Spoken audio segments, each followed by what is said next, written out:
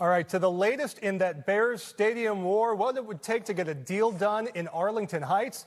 Well, Chicago lawmakers are unwilling to let the Bears go, they say, unless they get something in return. So what could that look like? NBC5's Rose Schmidt is here to break down the latest for us. Hey, Rose. Randy, what would it take? Millions of dollars. State Representative Cam Buckner also wants to see what he calls a significant package for Chicago because he feels the Bears' exit from the city would be more than a monetary loss.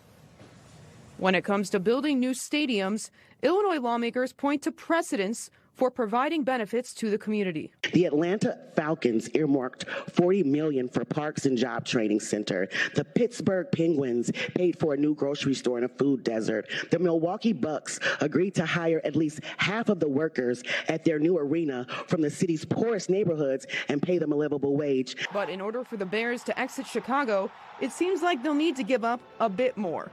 The team offered $25 million as a concession to the city. But that's not enough, says Representative Cam Buckner.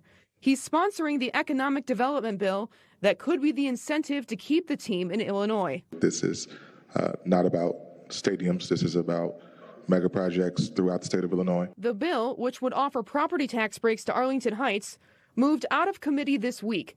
But it won't go anywhere for now because the House is adjourned until at least mid-March.